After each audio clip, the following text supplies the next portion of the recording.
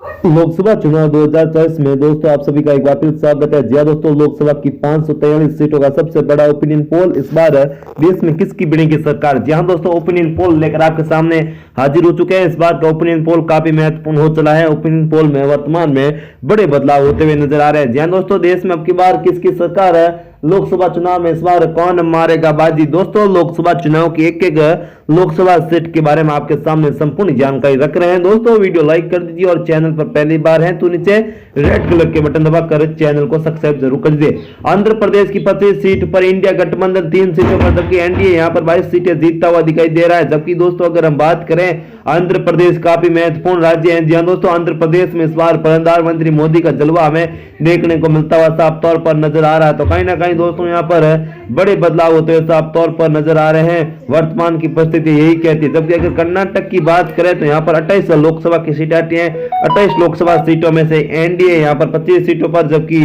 India गठबंधन 3 सीटों पर बाजी मारता हुआ साफ तौर पर हमें यहाँ पर नजर आ रहा है। जी दोस्तों, कर्नाटक में भले ही कांग्रेस की सरकार हो, लेकिन वर्तमान में यहाँ पर लोकसभा चुनाव में लोग मोदी के चेहरे पर वोट देते हुए साफ तौर पर हमें नजर आ रहे हैं। जबकि अगर महाराष्ट्र की बात करें तो महाराष्ट्र में दोस्तों यहाँ पर 48 लोकसभा की सीटें आई, जिसमें एनडीए 42 पर, जबकि दोस्तों इंडिया गठबंधन सिर्फ 6 सीटों पर यहाँ पर महाराष्ट्र में जीतता हुआ नजर आ रहा है। जी हाँ दोस्तों, साफ तौर पर हम कह सकते हैं कि महाराष्ट्र की राजनीति में उद्धव ठाकरे, जी हाँ दोस्तों शरद पवार और कांग्रेस की सोनिया गांधी को बड़ा झटका लगता हुआ नजर आ रहा है। तो कहीं ना कहीं दोस्तों महाराष्ट्र की राजनीति में इस बार दोस्तों भारतीय जनता पार्टी को जबरदस्त फायदा होता हुआ साफ तौर पर हमें यहाँ पर नजर आ रहा है। तो वर्तमान की परिस्थितियां यही कहती हैं कि दोस्तों यहाँ पर बड़े बदलाव होते हुए नजर आ रहे हैं। अगर असम की बात करें दोस्तों, असम में 14 लोकसभा की सीटें आती है। असम की 14 लोकसभा सीटों पर हिमंतवा बिस्वा शर्मा की बीजेपी 12 सीटों पर, जबकि इंडिया गठबंधन सिर्फ यहाँ पर 2 सीटें जीतती हुई नजर आ रही है। जी हाँ दोस्तों, यहाँ पर साफ तौर पर बड़े बदलाव होते हुए नजर आ रहे हैं। जबकि अगर हरियाणा की बात करें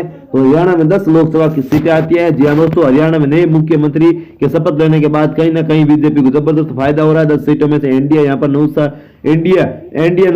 9 सीटें, जबकि कांग्रेस पार्टी समर्थक इंडिया गठबंधन 1 सीट पर जीत रहा है। जबकि अगर गोवा की बात करें साथियों, गोवा में 2 लोकसभा की सीटें आती है। गोवा की 2 लोकसभा सीटों पर बड़ा बदलाव हो रहा है। गोवा की 2 सीट पर एनडीए सिर्फ 2 सीटों पर जीत रहा है, जबकि इंडिया गठबंधन यहाँ पर खाता खुलता हुआ नजर नहीं आ रहा है। जम्मू कश्मीर की 5 सीटों की बात करें तो इंडिया गठबंधन 3 सीटों पर जीत रहा है, जबकि दोस्तों एनडीए यहाँ सिर्फ 2 सीटों पर जम्मू कश्मीर में सीट हासिल करता हुआ हमें दिखाई दे रहा है। तो कहीं ना कहीं दोस्तों जम्मू कश्मीर में यहाँ पर बड़े बदलाव होते हुए स्पष्ट रूप से हमें देखने को मिल रहा है। जबकि अगर हिमाचल प्रदेश की साथियों बात करें तो हिमाचल प्रदेश में 4 लोकसभा की सीटें आती हैं। यहाँ पर 4 की 4 लोकसभा सीटों पर भारतीय जनता पार्टी का दबदबा हमें यहाँ पर देखने को मिल रहा है। हिमाचल प्रदेश में बड़े बदलाव हो रहे हैं। बीजेपी यहाँ पर बड़ी जीत हासिल करती हुई साफ तौर पर हमें नजर आ रही है।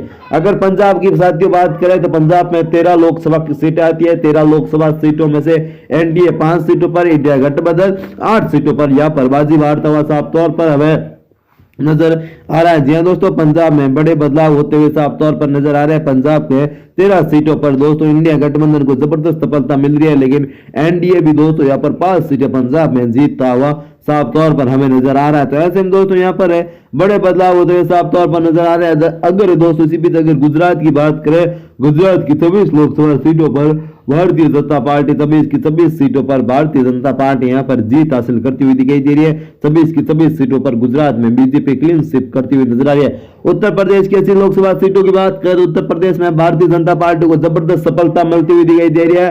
80 लोकसभा सीटों में से बीजेपी यहाँ पर 69 सीटें, जबकि इंडिया 1 सीट पर ही यहाँ पर जीत हासिल करती हुई दिखाई दे रही है। जबकि अगर दोस्तों राजस्थान की 25 लोकसभा सीटों की बात करें तो एनडीए 25 की 25 सीटों पर जीत रहा है। दोस्तों ये थे पहले चरण का ओपिनियन पोल। आपको कैसा लगा कमेंट करके जरूर बताएं। फिर मिलेंगे नए और फ्रेश वीडियो के साथ, तब तक के लिए जय हिंद, वंदे मातरम। भगवान के आप सभी का दिन